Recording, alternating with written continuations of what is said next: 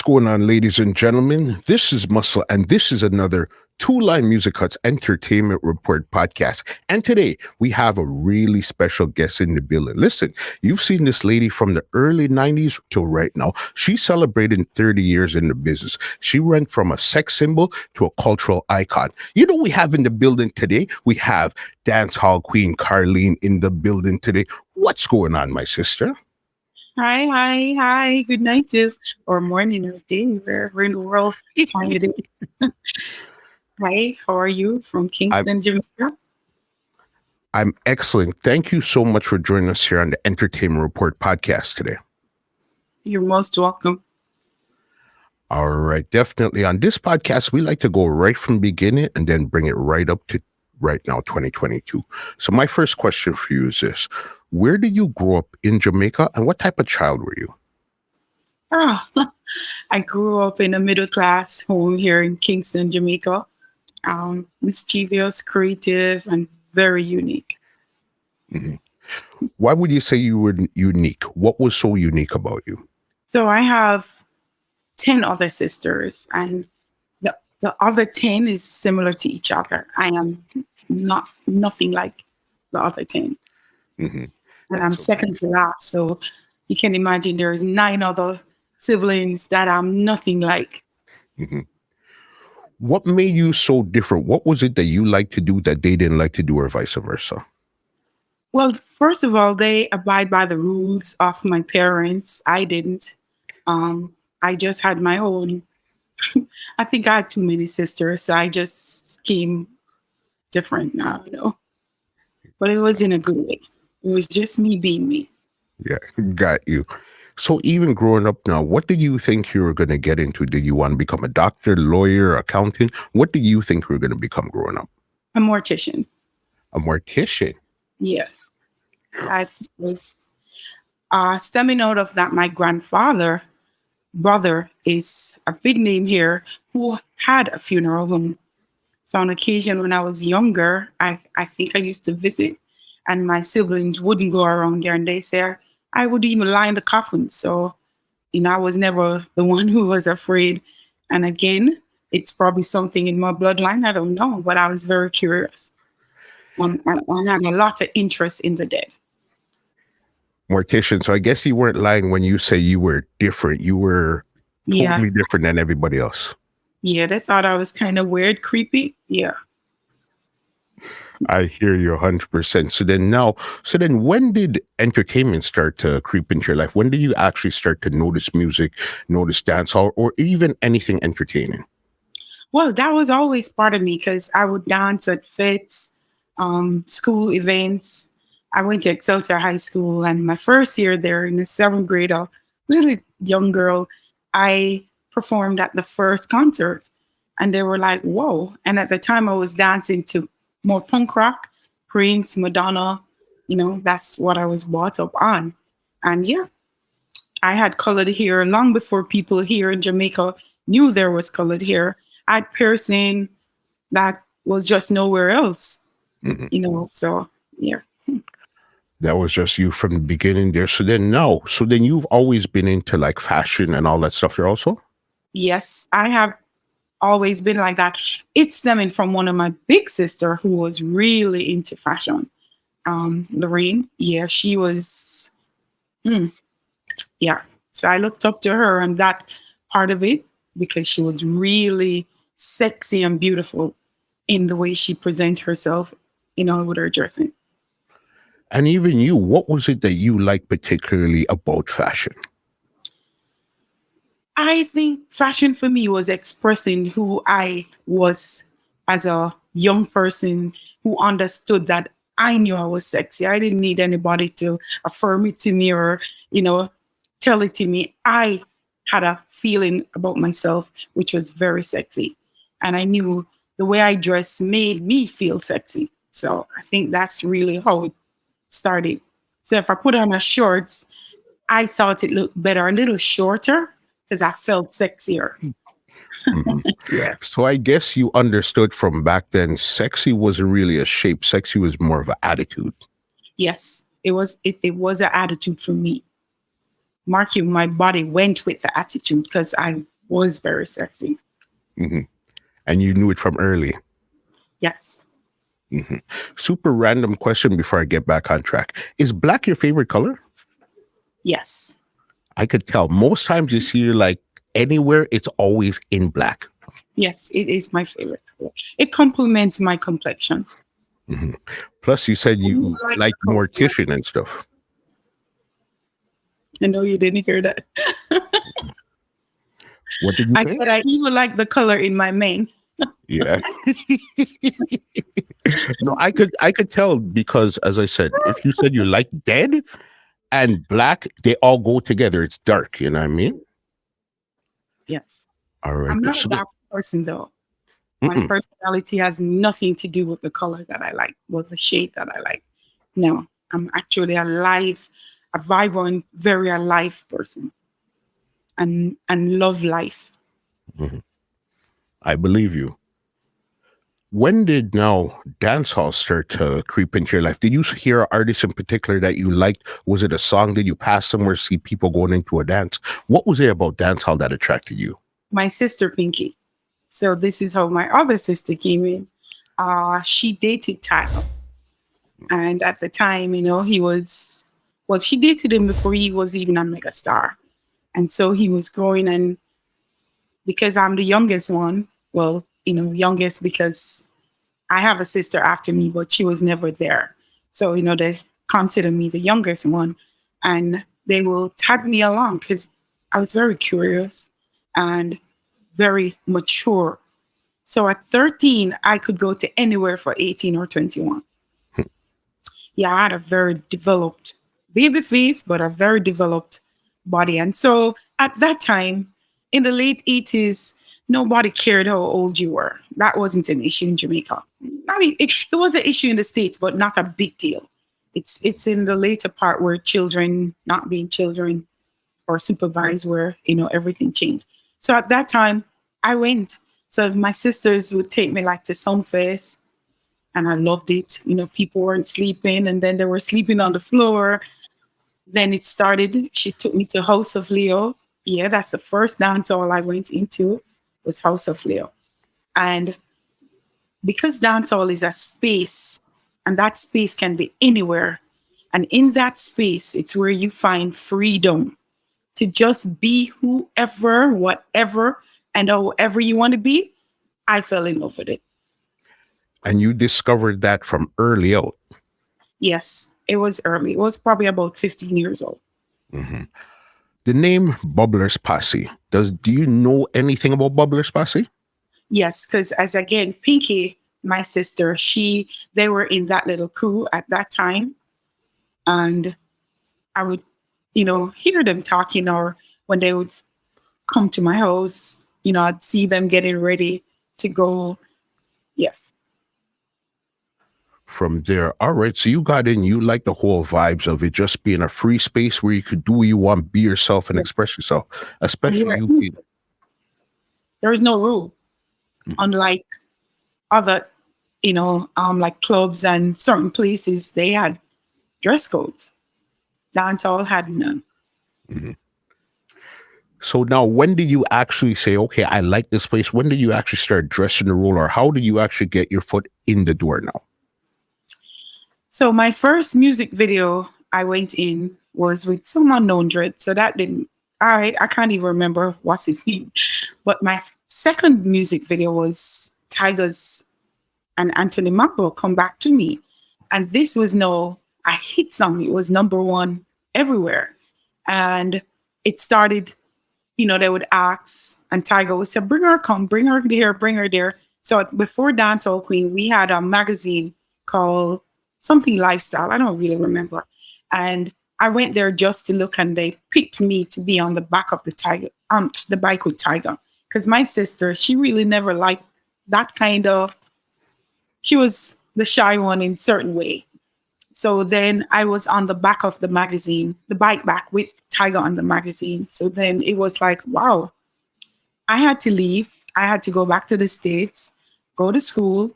Yes, school was important. It's a must. I don't walk the States. I have a degree, but I do.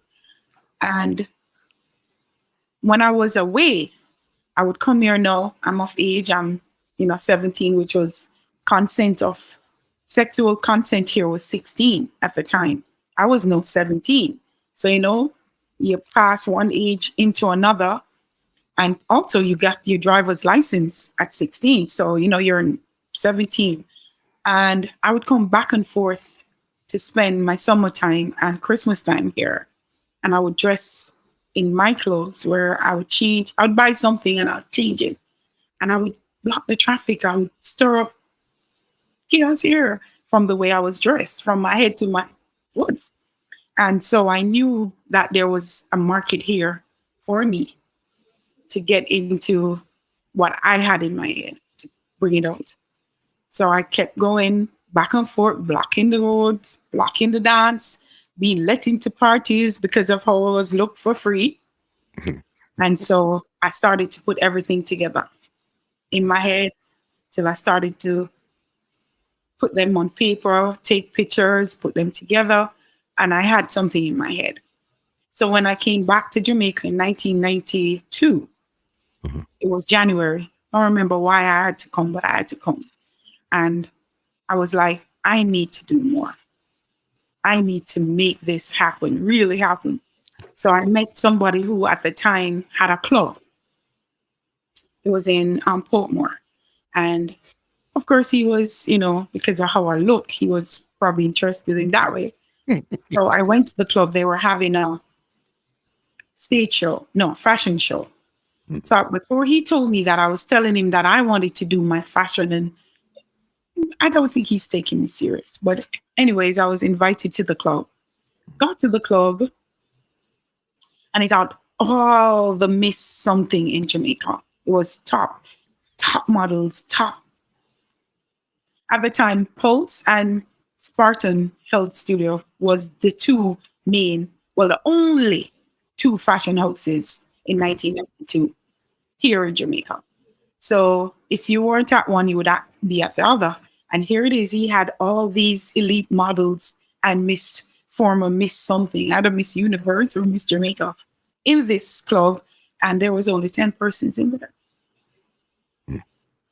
So I watched it, left out because my interest was gone. It was like they used to have a lot of these here from the 70s, 80s, right to the early 90s. And I guess people were just tired of it, or I don't know. So after the show, he called me like 2 days later and I said, I have a full proposal for you. And he says, all right, let me hear it. I said, all right. And I told him what I had in mind. And he says, oh, this sounds interesting, but where are you going to get the girls? So I said, I have the dancehall girls. You can take 4 of the Uptown girls and put with me, and we have this fashion clash, Uptown versus dancehall. That was a concept that you came up with there, Uptown versus dancehall. Yes. And he said, oh, well, yeah, I'm going to take it to some more people. And he was like toying with it because, dancehall, nah. And then I said to him, all right, this is the part of the proposal where I don't understand why you wouldn't do it. Don't pay us unless the show flop. So if the show keep the night and nothing happened, you don't pay me. But if the show works out and so, I want X amount for each girl. And he says, oh, well, it's a wrap. I don't have anything to lose. And I said, yeah, that's what I've been telling you.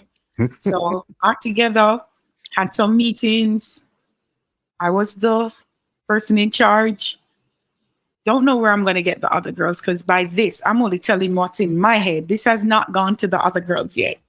And one of them, my sister Pinky, and their little crew that they would go out with and dress sexy and was fine with it. I finally convinced them, because I had to tell them that they're going to be paid. So they didn't know about no money if show don't work out. I couldn't tell them that. So I told them this was the money, even more than what the man was going to be agreeing to, because I want them to do it. And they say, what? For the money, they'll do it. And I said, all right. So on April 12th, 1952, we had the first staging of dancehall fashion clash, Uptown versus dancehall, at Cactus Nightclub in Portmore. And I did my promotion. And at the night, they had to close the door and turn some of the patrons away because Cactus couldn't hold any more people. And I Cactus don't was know. a really big, famous club at this time here. I don't know what's happening because we're in the back waiting to go, you know, getting ready, putting the stuff together. And at this time, we had a Miss Jamaica World in the Clash. And Lantern Stallions, which was who was doing the choreography of the show, because it's a real show, she placed me with Erica Carr. Because the other three girls, they said they're not going up against Miss Jamaica. I didn't care. What do I have to lose? It knows me. Mhm. I have nothing to lose. So I said, I don't care. And she says, no, no, no. I already placed you because I see that you are the confident one. And you're the one I'm putting with Erica Carr. So I said, all right.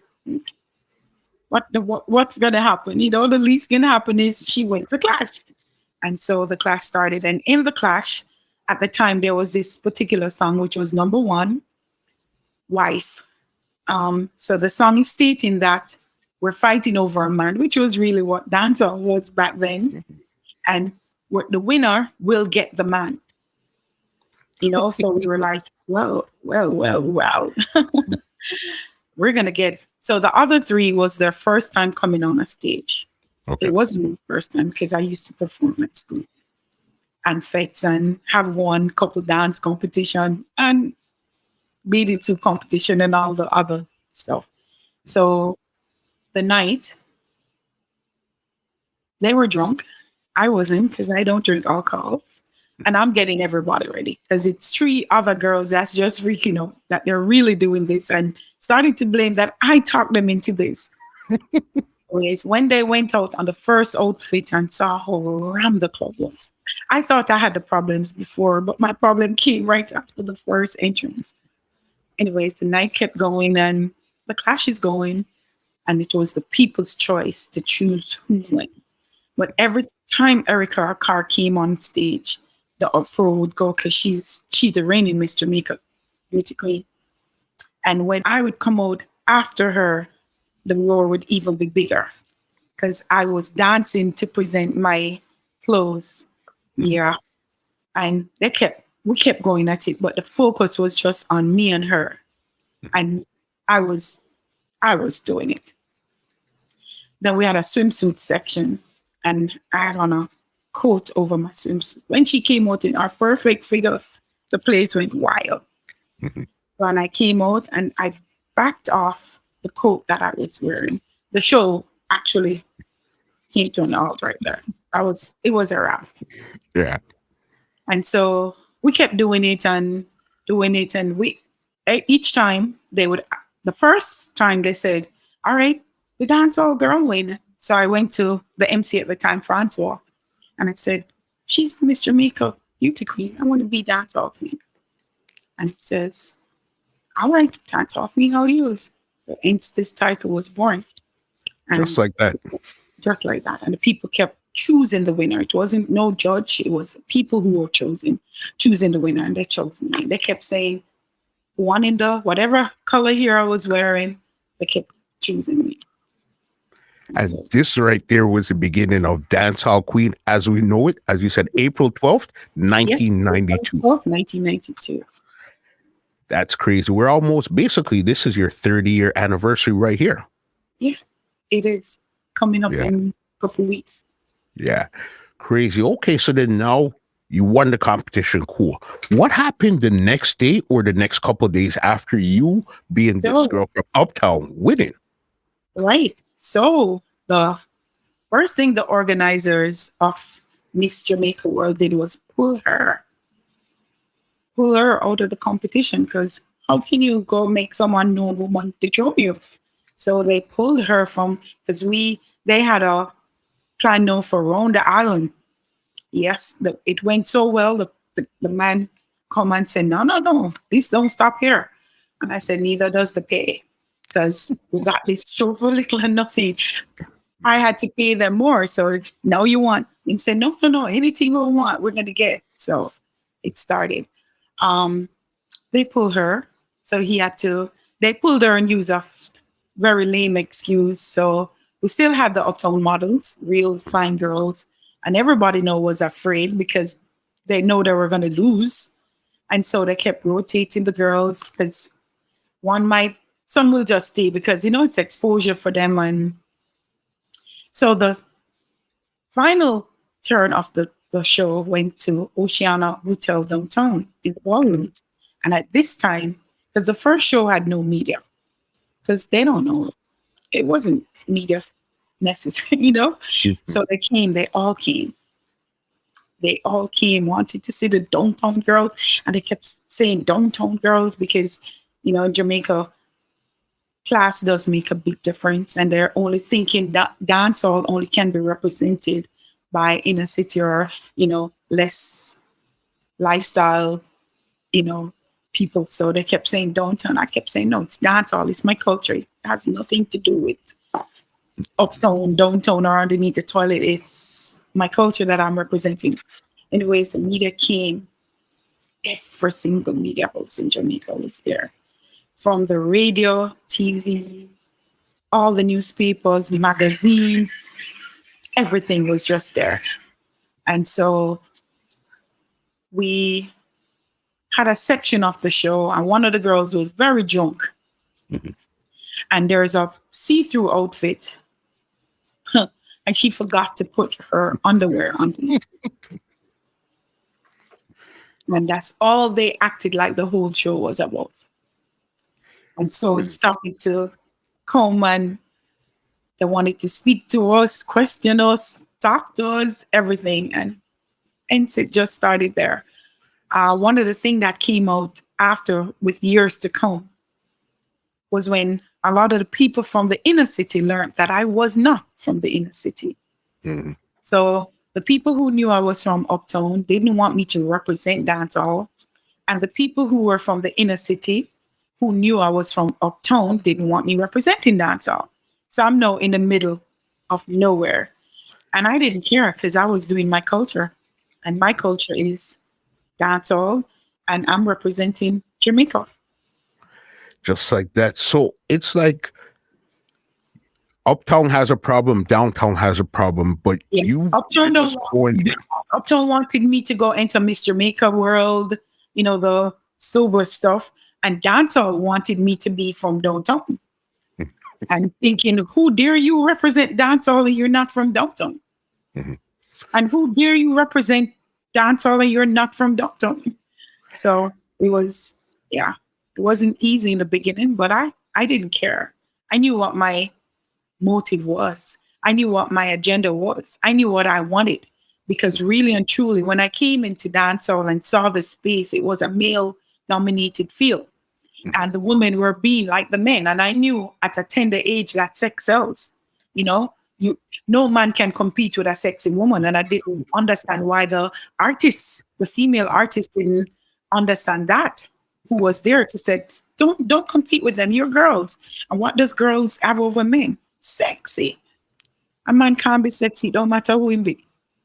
So you came in with that plan, but the thing with it, when you came in with a crew also. So you weren't the solo. You were the most noticeable, but you had a crew. No, it wasn't a crew as in crew.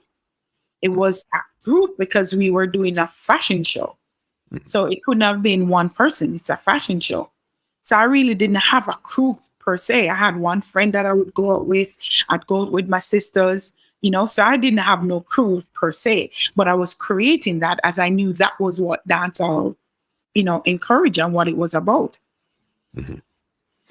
So then you did the show and everything. So then right now, the spotlight is on you from uptown and downtown. What Yes. was your next move now? So what happened? Because I the one who the crowd kept making the winner, it was just me that they were focusing on. Although I was still having the groups do, backup dancing. I was still creating the group and having the group, but it was really focusing on me, who they thought won the clash. So it was, all the interviewers, everybody, they wanted to talk to me, versus everybody else. So it was, all right, come, let me talk to you. Just from there. So then now, did you start to get endorsements right away, or what was your Right next move away. after that? Right away. The first thing came was we went and did an audition for a music video with Chaka Demus Pliers. And when I was going to the audition, I mean, over it's about 200 women that came up, but I came ready. Myself and my three other girls, Pinky, Lorna, and Sharon, no, whoever it was at the time, I told them, no, we're not, we're going dress. So while we were there, the lady who's picking called us out the line, called me, and I said, there's two other girls with me, and took us in there and said, boy, just tell her when to look. I would love you guys in the video. And she signed us off, not even know if we could dance. So she came back after everybody was gone and said, oh my God, can you please tell me when I can dance? And so then she played the music and we started to dance. She was so relieved. Trish Farrell, big up yourself. At the time, Alan Mago Records, she was in charge. So she booked us based on how we looked, not even knowing we could dance. And so it started there. The Murder She Wrote. That's a Murder She Wrote, right? Yes, Murder She Wrote with Chaka Demus Pliers. That was your first big video that you did. Well, in terms of continuation, Tiger's Come Back to Me was my first big video. Because as I said, that was a number one hit. It was done, I think, in 87 or 88. Yeah. But you would not know who the person is that was in the video at the time. Neither when we did Murder She Wrote, because this was still 92. So a lot of people still wouldn't know who I was yet. They were just knowing. Mm-hmm. So where did your next big break come after you did? Because this time the video and that song didn't take off right away. It took a little while for it to actually break. Years after. So what happened then? I auditioned for a Red Label wine commercial. Yeah, and I got it. And again, Chaka Demus Pliers song. Because this time the video hadn't been released yet. The music video it was done, but it wasn't released. And so they used Chaka because that song, Murder She Wrote, was a number one song, and another song called Tease Me. Mm-hmm. So they did, I got the part, and it started right there. Red Label wine commercial, and it was a billboard, and it was everywhere. What was it like dealing with corporate sponsors at this time, especially them not really understanding who you are or really what was happening at that time? They understood, and they knew I was just beautiful to them and sexy. And again, I was still uptown. Mm-hmm. So they understood exactly what they wanted. At the time, I was the biggest thing in Jamaica. It was a new crave that everybody wanted to be on. And it made sense. It had a market plan. It had the music because dancehall was there. Dancehall music was, coming to life, from the Shabba ranks, who was big, it was happening. Dancehall was being loved overseas, especially. So it was the right place to be. So when was the first time you actually started to travel now, and how did that work out? So again, with Chaka Demus Pliers, they wanted to do something with the fact that I was now branded to the music of Chaka Demus Pliers. It was if I was their backup dancer. Three of us, the three. So they wanted to do something overseas. And we're like, I'm ready. So we went. They were doing their album launch. They were promoting their albums. So we did like 47 states in the United States. I perform on the Apollo Theater. Okay. Yes. But you see, the thing with it, a lot of times people at this time here, a lot of people are seeing you, but they're not hearing you. So they don't really know what's in your mind, how you speak, or what your real intentions were, because they're just seeing the face, you're seeing the shape. Well, in Jamaica, I was being interviewed on everything, because that's part of what pushed me. So I was on everything. If there was a word enough, I was enough. Because everybody wanted to speak to this young girl who did not speak the way they are thinking she should, because as again, dancehall, all the women that's been in dancehall has a certain kind of reputation that they, image that they represent, and this was not it. Yeah. Right there. So you went on this tour here with Chaka Demus Pliers. How did that feel going on this tour and then now coming back to Jamaica? I don't think it's not like no. So nobody knew you went on a tour. Nobody cared either. It's not like, oh, everything was, and I wasn't publicizing anything, neither were they. So I was already big home.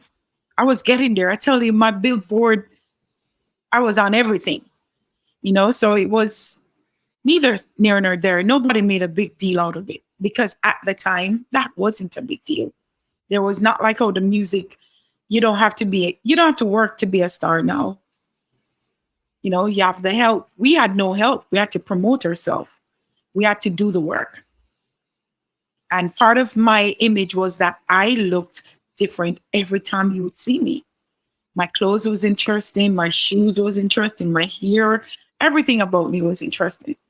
So, it started then. We had other crews and people started to follow me, and, which was what I wanted because I started to go in like the inner city, picking out people, looking videos for people. Yeah. When did downtown really start to accept you? I don't think downtown ever accepted me. Probably now that I've been retired from presenting, that is when they're comparing me to other girls to say, oh, we want back her. When I was there, you didn't want me. But no, they don't like what they have, I think. So they keep, saying, yeah. I don't think I was ever accepted. I made them accept me in the form of I left that field, went into something else, still upscale, and I pulled dancehall with me. So they recognized that this girl wasn't here for nothing from herself. She was looking out for the culture.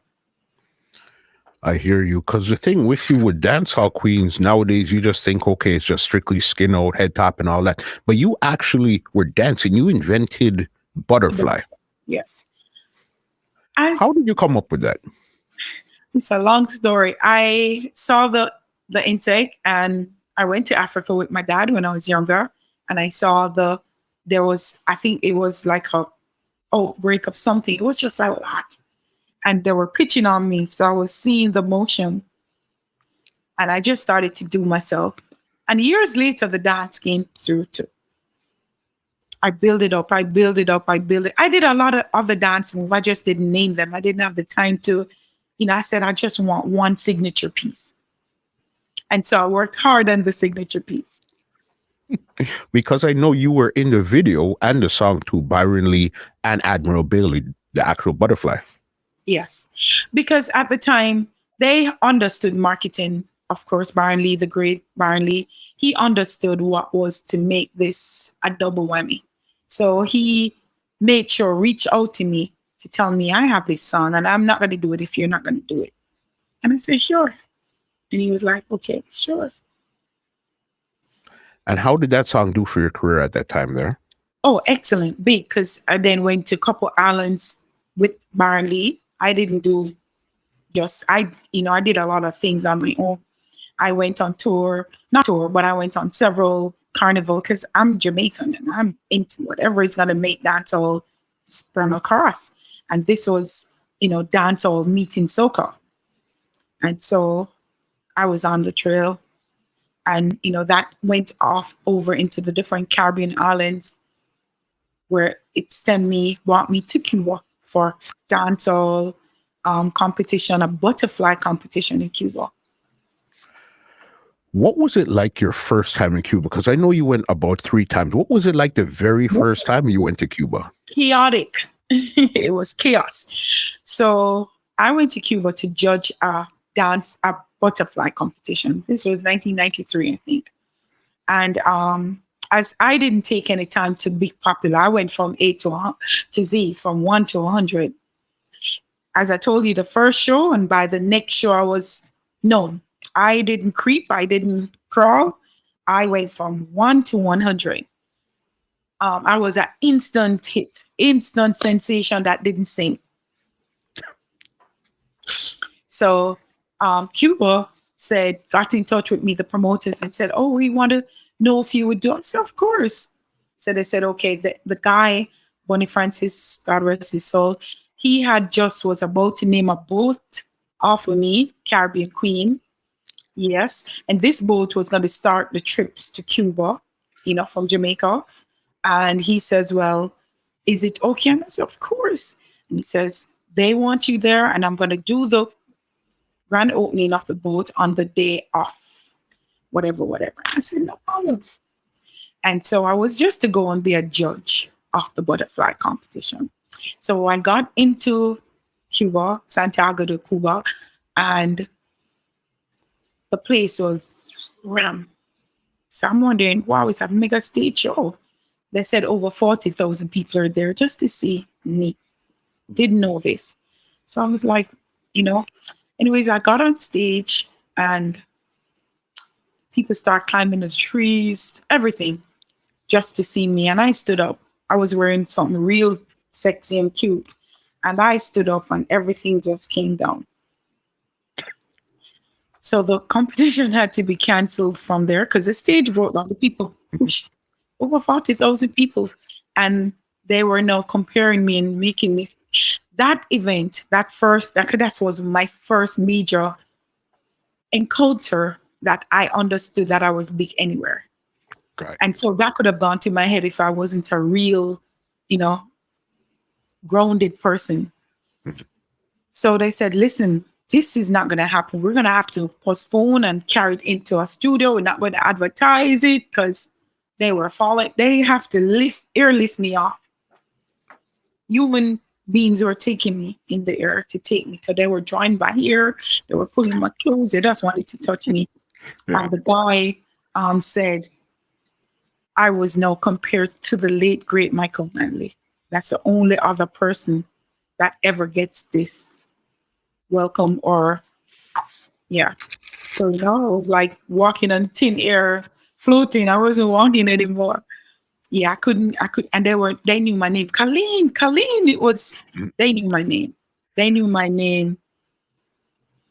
Yeah. Why do you think you were so popular and got such a reception over there? And as you said, and you're not a singer. Why do you think it was like that? Sex sells. And I was Simple. Simple. Sex sells. And I was sexy looking, different, appealing. Men could drool and women could appreciate. So it was just everything that was right at the time, And one of the things that spread that, nobody touched me. And I wasn't friendly in a certain way. When I was done work, I was very professional. You wouldn't see me again. And if you saw me again, I'm wearing like a suit, fully clad. So you're like, okay, what happened to who was on stage? No, that's my job. This is my life. So, that helped to spread that, okay, it's not about her. It's not about her vagina. It's not about her giving you what you think you're going to get. It's really just her job. You're selling the image and the imagination. That's what you're selling. Sex, as I say, but you can't buy it. Hear you. Another big moment for you around this time here too was you appeared in the movie Klash. Yeah, and that had a lot of things behind it. I almost not got into that movie. I was supposed to be in the movie, but I'll tell you that a different time. But anyways, the guy, Bill Parker, I want to big up Bill Parker. He then says, wait, I'm not understanding, because he was told that I didn't want to be in the movie, which wasn't true. Mm-hmm. So then they reach out to me when they saw, no, there is a concert part. And he says, I can't have this concert without her. No way. No way. And I said, well, I don't want to not be in this movie at all. At the time, Jasmine Guy and Don Collio, mega stars in America. And I'm like, I want this too. I was doing local movies here. We had Royal Palm Estate. We had something called, there was about 4 different little. So he was like, okay, you'll get this part. And I was like, I'm fine with that. I just want to be in. And I came and he said to me, just look. And I said, you have to say another word. And I came, I was wearing yellow, full yellow from my head to my toe. And that part of the show was really what people. And from there, the show went to Sundance Film Festival. And when they got there, they kept asking, who's that girl in the yellow? And so I was taken. I didn't speak in the movie. I said not a word. But I was on the trail with the two megastars. They asked me. So, things, yeah. Did you ever want to get into music and record anything back then at all? No, I regret not doing it because Sly and Robbie came, wanted me to do it, but I'm really shy. I'm really shy. Yeah, I'm day and night. I do have multiple two. And off stage, I'm totally different. Totally different. Like my daughter might tell you she's never seen me really dance. And when I go places and them ask me to, I refuse. I can't. Yeah, I blush as if I'm going to die. When you put me on that stage, and it's a total different thing. So I never thought I could sing. People would say, "Oh, that sounds good." I don't care. I'm a perfectionist, so I wanted to be pattern. I know I couldn't sing the way I would want to sing, and I dated an artist, and he wanted me to, and I think that was really part of why I didn't, because I didn't want him to be responsible for this. To say, "Oh, I made you do this." No, you did not, but I chose to do it, and then things you started to mature into a different mindset and wanting to do something else and something else. And then I became a mom. So it was just time to do a 360 or 180 and take it to another level. And that's really what happened. But I never left dancehall. Okay. This is what I want to ask you since we brought up singing. I know you and Beenie Man at one time, you guys were I want to say, first superstar dancehall couple there was. Yes. And the thing with it, I'm not sure if people are aware, you guys are basically the exact same age. You know what I mean? Yes. Mm-hmm. How was it being in a relationship? Who was the bigger star at first? Was he the bigger star you were, or both you guys were stars in the same? I was the bigger star. I was the bigger star. He lied to me about his age. So I thought he was actually older. Yes, he did. He did. And I thought he was older. Because if I knew he was that young at that time, I don't know if I would have done that. Because, women are far more mature than men. Mm-hmm. So we being the same age did not help. I was the star. I was the mega star. I was on everything. I was doing TV, radio. My billboards, they were clashing. So I was the biggest star at the time. And he was definitely who I knew he should have been with the help of me. So it was just a good combination at the time. Was it easy to handle a public relationship while still being stars at the same time? For me, yes, because I'm very confident. I'm a very confident person and secure with myself. For him, no. It was really a lot for him to deal with, being that I was a sex symbol. And he did not have money. And, all these rich men were coming at me, and people would probably tell him, "Oh, this is not," it wasn't nothing I did. It was just the public onto him. It didn't affect me, but it affected him. That's why I asked, because I know if you're in a relationship and one person is the bigger star, it makes the relationship even so much harder. And we're young, trying to go through this and figure it out at the same time. I don't think it was my position in my career. I think it was that I was a sex symbol. And I could say, was broken. So I think it was more on that part of it. We spoke about Clash. There's even one more movie that you weren't in, but it's your title, Dancehall Queen. How come you weren't in Dancehall Queen at all? So that movie was proposed to me. When I read the script, I declined because that was not my life. And at the time, my parents, who my father, they're upper class, upper middle class Jamaicans. I did not struggle. I was never hungry. I went to prep school, I went to high school, I went to university. So it was unfair for me to go play something I was not. They didn't get my, they only used the concept of dancehall queen, the title, because that was the biggest thing happening in Jamaica, and dancehall to sell something that wasn't what I created. And at the time, I wasn't aware of certain things. And when I was, my who was supposed to be helping me didn't do all that needed to be done.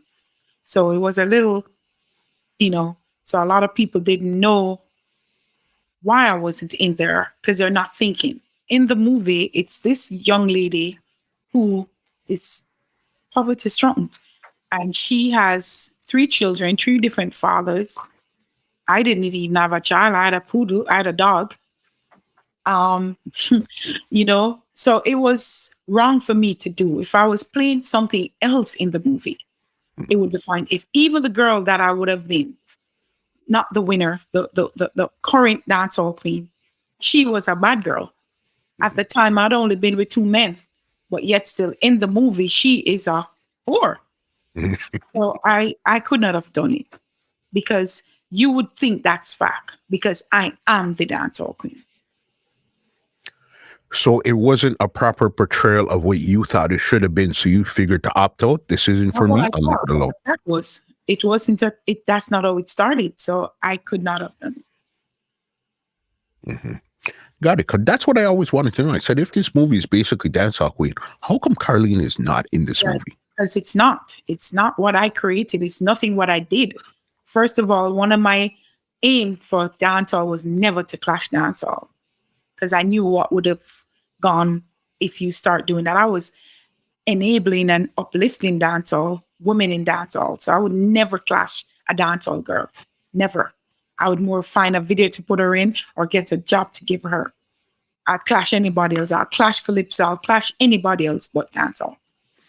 So you were never consulted on it. It was something that was brought to you after the fact.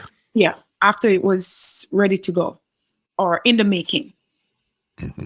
They only changed a few things from what they gave me, but it was still on the concept of what they had, what they knew was going to sell.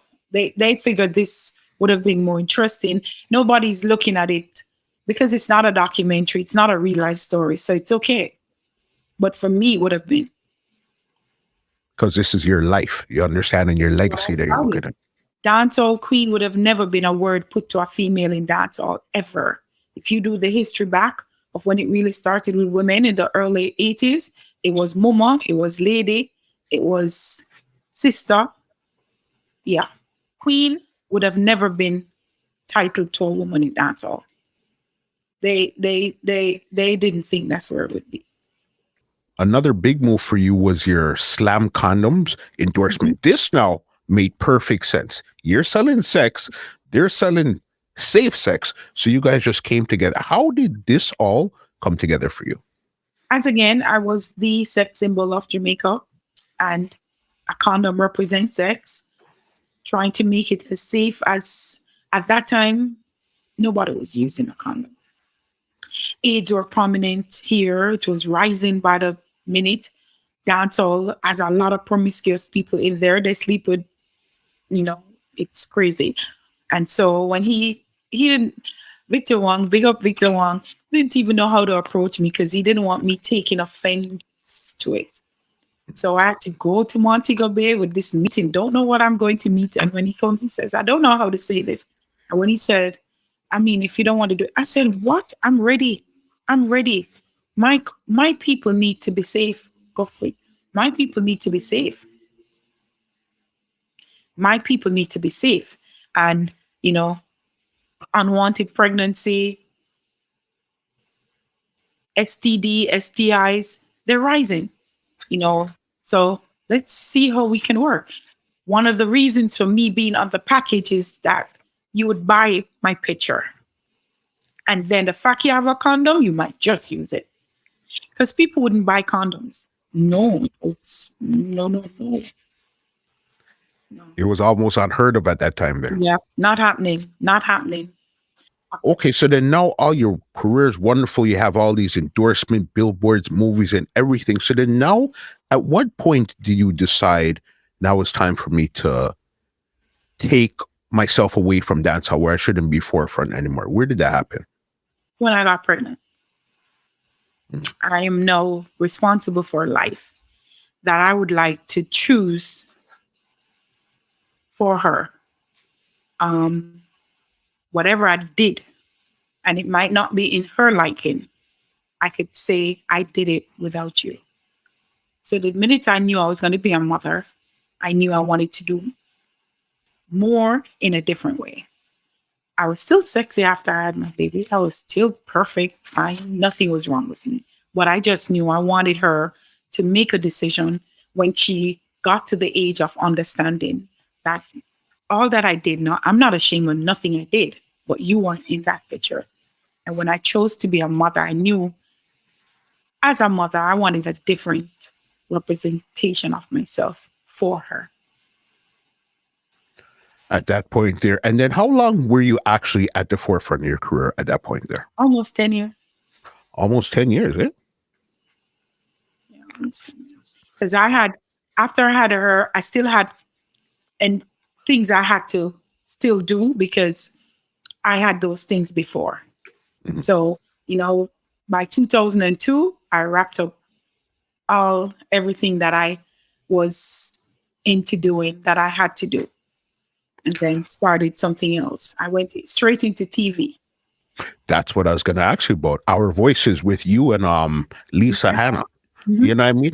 And that right there showed a totally different side of you. You didn't look like Carlene Dancehall Queen, but when you looked, you said, okay, this is her. But the whole vibe and everything was different. How did that come up? Because as I said, I was now a mom and I wanted a whole different imagery. I started to put on weight, not from choice. I'd met in a car accident in 1999, September, and broke up every bone on my left side. And 3 years after that, I started to have a lot of issues. So one of the parts of dissolving the bone, literally, was that I had to go on steroids. And part of it is, the side effects. And one of them, the major one, is that you're going to gain a lot of weight. Mhm. And I was like, if that's all, I'm fine with that. And then you're doing that show. And how did that show do for your career at that time there? Oh, huge. Because I then went into other things. I did safe sex on a different way. I did cervical cancer ads. I was doing more mature things that would suit my image that, still stands because a lot of people still know me, love me, and, want, because I still, although not dressing that way, I was still always presented, fashion was part of me and being different. So, yeah. From there. And I know if we even bring it up a bit more, you had a show, you could see it in person or online called Sex and Dancehall. How did you come up with that? Because that's still now in your acting, your TV type of thing. How did you come up with that concept there? Because I had done a couple radio shows too. I was even on the radio. I'd like to interact people seeing me because, it makes, so I didn't last long there. So when my daughter again now was in high school and education is far more important than any nightlife. And I wasn't going to leave her. So I dedicated myself to her for like a full 10 years where I said, this is all going to be about you. So as the minute she was heading to 18 years old, I said, well, no, she can manage herself. And I want to get back into where I started, not in the same format, but in keeping with certain things. And so Mr. Michael Dawson, the owner of Hosted Dancehall Worldwide Entertainment, they approached me to do XYZ and to be a brand ambassador for their brand Hosted Dancehall. And so I brought to him all that was buckling up in me for 10 years, what I would love to do. And he's such a supportive person and a great boss. He was willing to do whatever was up in here me. He was like, all right, I'm ready. And started We started online before there was online. I started that before all of this because this started in the beginning of 2017. Nobody was doing nothing online. It was come to the thing. So yeah, From there, because I know another one of your concepts was Dance Hall Road March, but it's just because of the pandemic. pandemic. Yes, it's still in the making. We just want the government to give us some okay, and then we start to put in place what needs to be in place. It's still gonna happen. Yes, it's gonna happen. It's never happened. It's never been done before, and as you know, I'm always creating new ideas. It's never been done before, and it's coming now. So as soon as we get all the paperwork together and the government to say, but they're still having limits on how many people they want gathering in one space. Got you. Last question I have for you here. You've done all these wonderful stuff. You've flown all over the place. You're in movies, all type of stuff. What do you want your legacy to be when it's all said and done? Say, okay, I did it all. What's my legacy? That I did make a difference. I put my little 2 cents in. I introduced something to my country and a lot parts of the world that wasn't there. And people can understand that you don't all have to be the same. You can choose to be different and that else. But my most I would want to remember for is that I care about people a lot. Just like that. Perfect note to end it on. If they want to check out anything you're doing, where could they check out? Any big ups, anything you want to say, the floor is yours before I get you out of here. So go to my Instagram page, DANCEHALL QUEEN CARLENE on Instagram. My Facebook has an issue, so I can't give that. I need to sort it up. I now have a Tuesday night, every Tuesday night at a place called Mecca in Kingston, Jamaica, 67 Constant Spring Road inside a marketplace where I do 90s dancehall. Excellent with Stone Love, where ladies free, the men $1,000 Jamaican.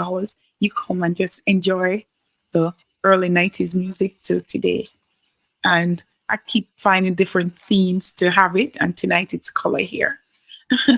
Yeah. That's why you have in your color here. Any big ups you want? Pardon me? Any big ups? Yes. All my fans, well, not fans, but well-wishers, people who, love me and support me throughout the years. And of course, my world, my life, Crystal, my Lizzie, always, my sisters, my family, my friends, just everybody who's been on this journey with me from day one and who has come on as I'm going along, who has my best interest at heart. So just thankful for the kind of surrounding that I'm in. Agreed. And a special big up to Mr. Michael Dawson of Worldwide Entertainment. Definitely. I hear you speak about him a lot, and I hear you speak about him highly also. It's not anything personal. It's just that when you find somebody who's on the page that you're on and willing to sacrifice and support you in your endeavors, you have to give thanks. And, it's nothing else. It's only work. Because a lot of people have other intentions that I've tried to work with that, didn't go right. This human being is really a person of integrity. For sure. Dancehall Queen Carlene, thank you so much for sitting down with us here today. Epic conversation, just to see it, how you seen it through your eyes, what's in your mind from your mouth. Epic conversation. Thank you very much. Can't wait till you come to Toronto to sit down with you right here in the studio and continue this conversation further. No problem. All right, let me give you an outro and get you out of here, all right? No problem. All right. Well, ladies and gentlemen, this is Muscle, and this has been another Two Line Music Hut's Entertainment Report podcast, and we are out. This podcast is brought to you by www.twolinemusichut.com.